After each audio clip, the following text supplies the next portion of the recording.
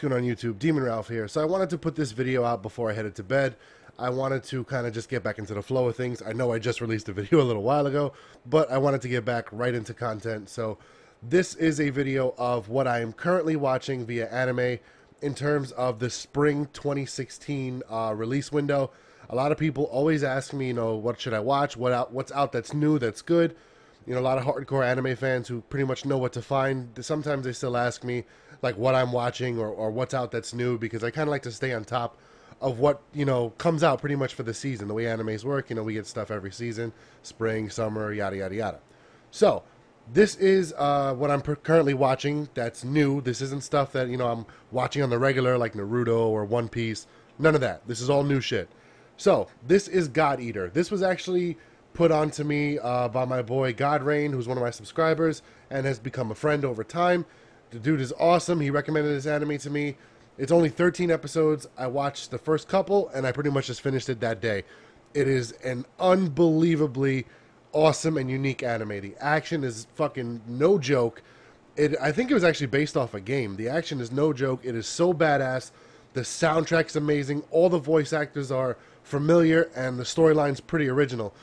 As the story progresses, I'm not going to spoil it for anybody, but as the story progresses and, the current events are happening within the world, there's little bits of flashback that show how it kind of happened, how it led up to the events. There are these creatures that are running around the world and pretty much are destroying humanity, and humanity is trying to actually build a sanctuary to get away from these creatures, and the only way to do that is to harvest the cores that live inside these monsters. So they technically have to hunt these monsters, steal their cores in order to build this, sanctuary, so they can actually avoid them and get away from them, because they're just pretty much taking over Earth. It's fucking amazing. Totally worth watching. Definitely worth your time. The Lost Village. This anime is not for everybody. Oh, by the way, God Eater is finished. It's done. 1 through 13. Check it out. It's over. There's no more God Eater, so that's it from there. The Lost Village is, I believe it's up to episode 7. As it states here, there are 30 people who go on a shady little bus tour that is going to bring them to an island where they can pretty much, not an island, but, like a city or a part of the world where they can restart their lives. They pretty much leave their old lives behind, they change their names, and they head to this place where they can start fresh. There's older people, there's younger people, people from all different types of, like backgrounds, careers. There's people in school. There's, like I said, there's older people. It's really cool that there's so many characters, and when it starts, it's a lot to take in because it's like there's so many people, and they're trying to throw everything at you the first couple of episodes, so you kind of get to know who everybody is, what their personality is about.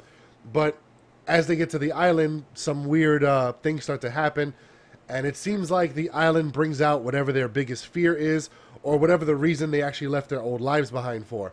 So far, they've only done it to a few characters, but, there's one character that's, like, scared of bees. She had a bad experience where a couple of bullies, tied her up and threw, like, a beehive at her. So she sees, like, giant bees chasing her. So pretty much, it's like everybody's, like, biggest fear is coming out after them, and they're all turning on each other. They're all, like, conspiring against one another. It's actually really cool. It takes a while to get into, and this anime is not for everybody, but I like suspense, so for me, it's all, it's definitely worth watching. Excuse me. Jojo's Bizarre Adventure. Now, most people know what Jojo's Bizarre Adventure is. This anime is one of those animes that don't need any introduction. This is a new series called Diamond is Unbreakable, which pretty much takes place after the events of Dio. If you haven't watched Jojo's Bizarre Adventure, you're currently watching it. I'm not going to spoil it for you. This takes place after the events of Dio with another person in the Joestar bloodline. It is badass as shit. Like, the stands are really cool in this one. I really like it. It has more of, like, a horror theme. Like, I've always felt JoJo's always had, like, a comedy, like, adult spin on it. This one is more, to me, a more, like, horror kind of spin. But it also has its typical upbeat JoJo's Bizarre Adventure feeling. Definitely worth it. If you have seen JoJo's Bizarre Adventure, there's no question you should be watching this, right? All right, that's just the list. Joker game. This is a hard one for me to sell you guys on, but I like it. It's weird because it's up to episode 7, and I kind of still don't know what the fuck it's about, to be honest. It's like every episode is kind of different. Kind of like, how the Final Fantasy games, every game's a different story. I kind of feel like this anime is like that. Every episode's different with like a different person, a different story, but it all follows this one simple plot. Pretty much, this takes place during like World War One, World War Two, where they're creating spies, and there's a group called the D Agency, which is a group of Japanese spies, and each episode is like they feature a different spy and how they go about their mission. It's not a lot of fighting. It's not really an action anime, but there is a lot of like, you know, puzzles and, you know, spy shit, like reading into stuff. It's really cool. It gets really intricate, and there's a lot of like cool shit. Like the first episode, they're playing a game of poker, and there's 4 people playing, and there's 4 other people doing mundane tasks around the game. One guy's washing dishes, another guy's sweeping the floor, the other guy's reading the newspaper, and the goal is to figure out who is helping who win the game. They're all cheating. Each person is helping a different character. It's just really badass. Like, it's really, the way the thought process is, and some of these episodes are really good. But this anime is not for everybody. A lot of people don't like, you know, like animes that don't have powers and shit. It's weird. And I'm probably explaining it wrong. This anime is a hard sell, but if you're into spies and you're into like really cool, well thought out plots, this is all for you. Bungo Stray Dogs. This fucking anime is fucking amazing. You have to watch this fucking anime. This is such a sleeper hit. I'm surprised this is not as popular as it at all. This is like something a lot of people have not heard of, but like one of the, you know, when animes get really big when they first come out, people start to hear about it, like, you know, Attack on Titan, and, you know, Death Note was like that. When animes are like really good, really early, they tend to get a lot of attention. I don't know how this has not picked up traction yet. This fucking anime is so goddamn cool. Like, I don't want to spoil any of it for you.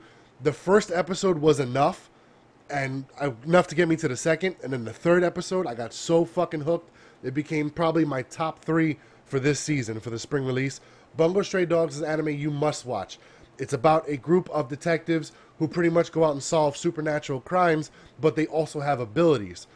It's, yeah, it sounds typical, right? Every fucking anime, everybody has abilities. It's different. Trust me, it's worth watching. The characters are hilarious. Every single one of them is unique and memorable. They're all so fucking cool. Their powers are fucking awesome. The bad guy is like the coolest looking bad guy there is. Trust me, it's worth watching. It's so funny. It's so much action. There's so much suspense, and you fall in love with everybody pretty much right away. Definitely worth watching. Now, all these animes can be found on Crunchyroll if you have a subscription, or you can also find it in Kiss Anime or, you know, gogoanime.tv. All available there. Kotetsu no Kabaneri, also known as Kabaneri the Iron Fortress. This is done by the director and composer of Attack on Titan. The flow of the anime is very similar to Attack on Titan, and the music is all Attack on Titan. Pretty much right away, you get it. You know right away it's like from the same people. And there's actually a couple of voice actors from Attack on Titan in this anime. Pretty much in Attack on Titan, you know how it was. It was just groups of people in little villages and little, you know, closed off areas behind a giant wall hiding from the Titans. This one is kind of similar. It's groups of people in these little villages that their only means of transportation is this giant metal train that they use to travel to get away from the Cabaneri, which are like these zombies. Like for some, it's like a virus. It affects your heart and your brain, and you turn into this monster, your typical fucking zombie shit. The first episode is very good. It's enough to get you hooked. Trust me, it's worth a watch. If you liked Attack on Titan, you'll like this. And the action in this anime is really fucking cool. And the main character is like very, very unique. What I like about him, he's not your typical, I must protect everybody. I must, you know, fucking be the strongest and, you know, I got a rival. No, it's none of that bullshit. It's pretty dark. It's pretty fucking crazy. Like, shit gets real, you know? And he's so badass. He doesn't give a fuck. He's not your typical main character. Definitely a unique cast here. And just like a lot of the characters are kind of hard to put your finger on how they are. The anime is, I believe, up to episode 5 now, and I'm still trying to figure out some of the people and what their objectives are. I like that because it keeps me interested. I don't automatically know what they're all about, which is cool. Definitely worth a watch, especially if you like Attack on Titan. There's a lot of similarities there. You'll totally dig this shit.